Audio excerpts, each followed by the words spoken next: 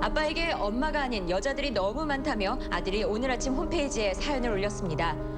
아들을 만나 얘기를 직접 들어봤는데요. 바람 피시고 어머니하고 싸우고 나가시고 심지어는 무게까지 여자가 있어요. 아내는 그간 남편의 외도를 지겹도록 봐왔다며 일단 바람 피운 중거물부터 보라는데요. 남편이 여자들과 다정하게 찍은 사진을 꺼냅니다. 공부했던 여자예요. 이거는요 우리 신랑이 이 여자를 사준 거예요. 이 남자가 한 사람 갖고 만족을 못해요. 자꾸 바꾸는 거야. 그리고 이거를 대단한 벼슬인 것 마냥 자랑스러워해요. 결혼 생활 초부터 시작된 남편의 외도는 한 여자가 정리되면 어느새 새로운 여자가 생겼다고 합니다. 남편의 통장엔 여자의 돈거래 내역과 그간 다녔던 모텔 이름들도 가득한데요. 더 결정적인 증거가 있다며 따라오라는 아내. CD 안에 들어있는 파일을 열어보니 민망한 모습의 여자 사진들로 꽉 차 있습니다. 남편이 찍은 내연녀들의 사진입니다. 외도를 드러내놓고 하시는군요. 그리고 차마 열어볼 수조차 없는 동영상까지. 좀 변태인가 봐요. 저 파일이요. 여자들하고 그 관계하는 걸 전부 처음부터 끝까지 다 동영상으로 찍어놨더라고요. 진짜 프로들이 하는 그거를 똑같이 흉내를 내서 찍어놨더라고요. 아내가 더 황당한 건 남편의 폭행입니다. 며칠 전에도 여자와 함께 있는 남편을 붙잡다가 온몸에 상처가 났는데요. 남편하고요 그 여자하고 같이 있을 때 그 둘이 진짜 셋이서 실경이 하다가 이렇게 남편이 이렇게 해놨거든요. 나를 뛰어내버리려고 차를 매달고 200m를 달려갔거든요. 60km를 달린 것 같아요. 그래서 나는 차를 매달린 상태에서 위험한 상황이었죠. 그 길로 야속하게 집을 나가버린 남편. 이럴 때마다 아내는 휴대폰 위치 추적을 통해 남편이 있는 곳을 확인하는데요. 진도에 있다는 걸 파악하곤 남편에게 전화를 해봅니다. 참 못할 짓이네요. 네, 다음 날 외박한 남편이 2주 만에 드디어 집으로 왔습니다. 하지만 아내에게 가타부타 말도 없이 수족관만 바라보고 있는데요. 답답한 아내가 먼저 말을 걸어봅니다.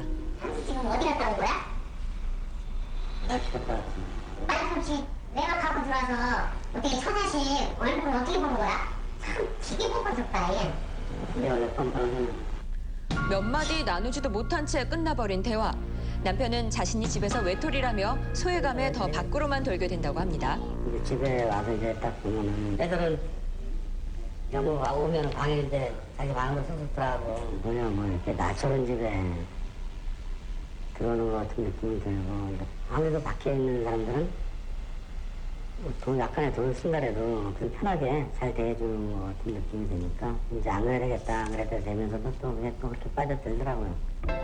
가족보다 밖에서 만나는 여자들이 더 편하다는 남편을 이해할 수 없는 아내가 본격적으로 남편의 여자 문제에 대해 거론하는데요. 방에 들어서 컴퓨터 앞에서 조용히 전화 여자들한테 하고 그래도 기분 좋더라고. 어떻게 밖에 앉아있으면서 텔레비 보면서 이 사람아 내가 문 닫아놓고 그 전화하는 거죠. 그러니까 자기가 그냥 너무 그냥 넘어서 갖고 벌써 힘을 하는 거야. 당신 친구한테 전화해봐요. 왔다 갔다 내가 앞에서 막 전화해. 이렇게. 왔다 갔다 이렇게 하지. 근데 친구한테 하면 다들 조용히 숨어서 얘기하다가 화장실 들어가서. 아무리 하냐면 집에 와서 내가 집에까지 와서 전화를 어디서 들어보냐고. 이게 좀 잘못된다니까. 누가 들으면 진짜 자기 말이 맞는 것 같다니까. 응? 아내의 오해로 몰고 가는 남편. 참다 못한 아내가 증거물을 갖고 옵니다. 문제의 동영상 CD였습니다. 자기가 하는 걸 당신이 핸드폰에다 저장해서 갖고 다니면서 보면 이거는 뭐냐고. 당신이 무슨 프로야? 이거는 친구가 있어서 말하면 돼. 말해봐. 아니 그럴 수도 있는 거지. 그래서 방문 나 나갔다 문장으로 혼자서 준비해야 돼? 그 한국은 내가 목적한 게 아니야. 그건 목적했대. 아들한테도 그런 모습을 보여야 되냐고. 내가 인정을 없애 그러면. 됐어? 분명 안 할게. 아내에게 그만하자며 백기를 들어버린 남편. 부부의 대화 시대는 실패로 끝이 났습니다. 뭐 찍어보고 싶더라고요. 즐기려고 뭐 이렇게 찍는다든가 뭐 탱크도 있고 그러니까 한번 찍어보고 싶어서 찍은 거지 별 뜻은 없어요. 뭐 낯제가 있을지만 그냥 봤다니까 또 난감하네요. 그런데 아내에겐 한 가지 걱정이 더 있습니다. 바로 남편을 닮아가는 아들의 행동입니다. 여자친구들을 엊그제까지도 잘 만나고 제주도 놀러 갔다고 어디 갔다고 하더니 요새도 딴 여자들 만나고 다니는 것 같더라고요. 지도 그래요 아빠한테. 아빠 저는요 아빠 닮을까 봐 겁나요. 아들은 외도하는 아빠에 대해 어떻게 생각하고 있을까요? 다른 사람한테 우리 아빠를 소개한다는 것 자체가 싫어요. 그냥 그리고 가끔씩 들어오잖아요, 저희 아버지가. 그러면 낯선 사람 같아요, 저희 아버지가. 남편의 지속된 외도에도 불구하고 아내는 아직 한 가닥 희망의 끈을 놓지 않고 있습니다. 부적인가요? 부적이에요. 여자 떨어지는 부적, 안 붙는 부적이요. 이거 갖다 넣으면은 몇월 달에 들어와. 떨어져. 막 이렇게 유혹을 하니까 이제 그거 갖다 놓고 참고 기다리면 떨어지겠지. 그 생각에 기다리고 있는 거예요, 제가. 하더라고요. 그래서 안 한다 그랬더니 남편의 외도를 막기 위해 올해에 산 부적만도 무려 26장, 200만 원이 넘는 비용이 들었는데요. 이들 부부의 상담을 위해 상담사가 직접 집으로 찾아왔습니다. 그동안 마음의 문을 굳게 닫고 지냈던 남편부터 상담하기로 했는데요. 상담 중에 남편이 조심스레 외도한 아버지에 대해 얘기를 합니다. 외도를 하셨나요? 아버지가? 국민학교 다닐 때 직접 여자를 본 적도 있거든요. 들어가면은 있을 것이다. 생각하는 만났겠네요. 다른 여자를 만나 딴 살림을 차린 아버지. 지금까지 홀로 사는 어머니 곁에서 아버지를 미워했지만 그런 아버지를 닮아가고 있었던 겁니다. 그래서 연애를 안 한다 보니까 지금 어떻게 이걸 저희가 세대 전수되는 악순환이라고 그래요.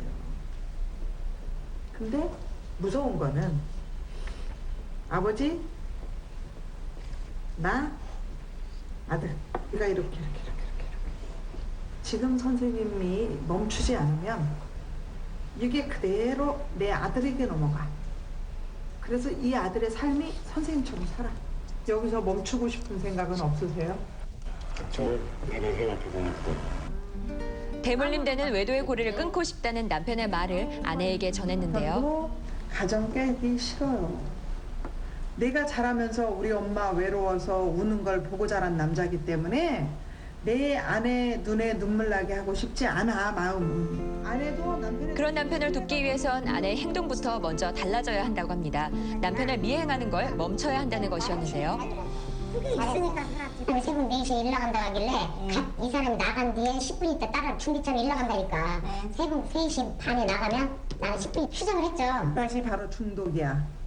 부적 하나 갖다 붙였는데 우리 남편이 조금 들어오는 것 같네? 그거는 남자가 때가 돼서 떨어진 거예요. 지금부터 집착하던 그 꼬리를 끊어야 돼. 그게 중독이 된 거야. 내 자신이 화가 나요. 지금까지 나 자신보단 오직 내 가정, 내 남편에게 집착했던 아내. 본인의 희생적인 삶이 오히려 남편을 잃게 된 결과를 초래했습니다. 지금까지 열심히 잘 살았어. 누구도 선생님 욕 안 해. 그러니까 너 참 잘 참고 살았구나. 나한테 좀 보상 좀 해줘. 먼저 선생님이 살아야 남편도 살고 자식도 살아. 이제 바보처럼 그렇게 살지 마. 아셨죠? 다른 여자를 찾아다니는 남편의 외도 중독. 그런 남편을 쫓아다니는 아내의 중독 증세를 앞으로 상담을 통해 치료하기로 부부가 다짐합니다. 바보들 같이 쓸데없는 데 열정을 다 낭비하고. 보내온 세월이 너무 아까워. 돌려보자. 새롭게. 자기 마음이 이제 나한테 와닿고 내 마음이 자기한테 그나마 조금이나마 닿게 해주신 그때 또 고맙고 하시면 알았으니까 서로 마음을 잘 먹었어요.